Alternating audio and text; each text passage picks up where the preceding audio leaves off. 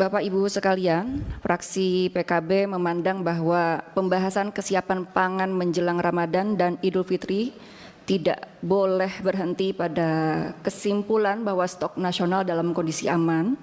Data stok yang kuat tentu penting, namun bagi fraksi PKB ukuran utama keberhasilan negara adalah sejauh mana masyarakat di tingkat bawah benar-benar merasakan ketersediaan pangan dengan harga yang adil dan terjangkau. Karena setiap tahun kami melihat juga pola yang sama terus berulang. Pemerintah menyampaikan bahwa neraca pangan nasional surplus, tetapi di banyak pasar tradisional harga justru naik dan memberatkan masyarakat. Fenomena ini menunjukkan bahwa persoalan utama bukan terletak pada produksi, melainkan pada tata kelola distribusi, kecepatan intervensi, serta efektivitas pengawasan di lapangan. Kami melihat juga bahwa kementerian dan lembaga pangan ini sudah seperti Avenger ya, bagaimana mengamankan pangan di darat, di laut, dan di udara bahkan. Fraksi PKB menilai bahwa lonjakan harga pangan bukan sekedar persoalan ekonomi, tetapi persoalan keadilan sosial bagi jutaan keluarga buruh, petani kecil, nelayan, dan masyarakat miskin perkotaan. Kami juga mengingatkan agar kebijakan stabilisasi harga tidak dijalankan secara sepihak, pelindungan terhadap konsumen tidak boleh mengorbankan petani dan produsen kecil. Harga gabah yang melindungi petani harus dijaga melalui penyerapan yang optimal, sementara di saat yang sama negara wajib memastikan bahwa instrumen seperti SPHP, operasi pasar, dan gerakan pangan murah benar-benar efektif menahan harga di tingkat konsumen. Fraksi PKB menilai bahwa tantangan terbesar pengamanan pangan tahun ini adalah eksekusinya. Koordinasi antara Kementerian Pertanian, Badan Pangan Nasional, Bulog, ID Food, pemerintah daerah, dan Satgas Pangan harus berjalan dalam satu komando yang jelas. Jangan sampai data terlihat rapi, namun di lapangan masyarakat masih membeli dengan pangan di atas harga acuan. Perhatian khusus juga perlu diberikan kepada wilayah timur Indonesia dan daerah 3T yang selama ini selalu menjadi titik rawan keterlambatan distribusi. Negara tidak boleh membiarkan ketimpangan geografis terus berulang setiap Ramadan. Jika diperlukan dukungan logistik dan kebijakan afirmatif harus diberikan agar keadilan pangan benar-benar dirasakan secara nasional. Rekomendasi dari fraksi PKB yang pertama, pemerintah diminta menyiapkan peta stok dan peta resiko harga per wilayah dan per komoditas sebelum memasuki puncak Ramadan dengan fokus pada wilayah defisit dan 3T. Selanjutnya, Badan Pangan Nasional diminta memastikan sistem peringatan dini di harga memiliki ambang batas yang jelas dan secara otomatis memicu intervensi yang terukur dan tepat waktu. Selanjutnya, pelaksanaan SPHP, operasi pasar, dan gerakan pangan murah harus difokuskan pada pasar tradisional dan wilayah rawan dengan volume yang cukup untuk memengaruhi harga real di lapangan. Saya kira di sini kami mewakili dapilnya masing-masing dan kami harapkan tiap lembaga juga berkoordinasi dengan kami sebagai anggota DPR. Bulog dan Kementerian Pertanian diminta memastikan penyerapan gabah berjalan optimal dengan harga yang melindungi petani sekaligus menjamin kualitas dan distribusi stok agar tidak merugikan konsumen. Selanjutnya juga kami berharap Satgas Pangan diminta meningkatkan pengawasan dan penindakan terhadap pelanggaran HET. Tadi Pak Menteri sudah menyampaikan dan kami turut mengapresiasi. Dan tentunya tidak ada lagi penimbunan serta praktek spekulasi selama periode Ramadan dan Idul Fitri. Kami juga meminta pemerintah dan BUMN pangan menyampaikan laporan berkala kepada DPR mengenai lokasi intervensi, volume penyaluran, harga jual, serta dampaknya terhadap harga pasar. Fraksi PKB menegaskan bahwa rakyat tidak membutuhkan narasi panjang tentang stok aman, tetapi membutuhkan kehadiran negara yang nyata melalui pangan yang tersedia dan harga yang terjangkau. Terima kasih Ibu Ketua beserta seluruh jajaran. Wallahul muwaffiq ila aqwamit thoriq. Wassalamualaikum warahmatullahi wabarakatuh. Jadi gini Bu Rina yang baik,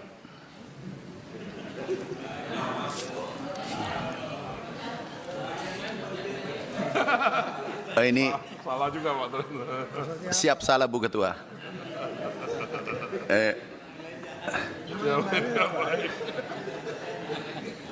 Sepertinya banyak saingan di sini ya sudah. Jadi bisa nggak ada inflasi? Izin Bu, inflasi kita bisa cek di BPS, kata BPS. dan Menteri Dalam Negeri tiap minggu itu cek inflasi. Bukan beras penyebab inflasi mulai September, dan itu tidak pernah terjadi. Sudah puluhan tahun nggak pernah terjadi. September sampai Desember bukan inflasi beras tidak masuk. Setiap kita rapat, ya Pak, bukan beras. Jadi ini diopinikan orang tinggi-tinggi. Memang kadang ada naik, kami harus maklumi. Ada daerah tertentu betul, itu betul, kami akui. Tapi yang permainkan adalah 10 orang, 20 orang. Nah ini yang harus kita tindak. Makanya Bu Rina dengan segala kerendahan hati bantu saya. Kalau ada yang naikkan harga, tolong sampaikan di publik bahwa Menteri Pertanian itu sudah benar, dia tindaki itu orang-orang yang naikkan harga. Itu permohonan kami, Bu Ketua. Melalui Bu Ketua aku izin supaya Ibu Rina membela kami di lapangan. Satgas Pangan sudah jalan. Jadi kami keliling nih dari Kalimantan, dari Aceh, dari Sumatera, kemudian ke Sulawesi, kami masuk ke Batam. Yang mainkan ini 10 orang Bu, 5 orang, 2 orang. Sapi kemarin, mogok, betul itu. Kami terima malam, langsung paginya kami undang. Yuk rapat besok. Kami undang yang mengimpor. Yang impor sapi 700.000 ekor 1 tahun. Terus yang RPH kita undang, peternak kecil kita undang. Di mana naiknya Bu? Di feedlotter, di yang penggemukan enggak naik. Ini yang middleman naikkan. Kedapatan kemarin langsung kami catat semua yang harga naik dan feedlotter yang tidak bisa mengontrol distributornya, insya Allah izinnya kami cabut. Dan kami sudah janji mereka. Saya beritahu mereka, saya tidak janji lagi Bapak, aku lakukan, apalagi saya janji. Jadi ini utang saya kalau saya tidak lakukan. Kemarin alhamdulillah langsung turun, demonya Bu tidak jadi.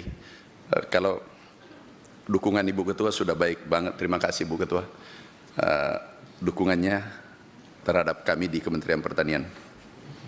Dari PKS. Emang selama ini udah baik, emang selama ini kurang baik. Pak Menteri, kita ini sesama menteri kita saling melindungi, jangan gitu. Ini sama-sama kita pertigo, jangan sama-sama sakit.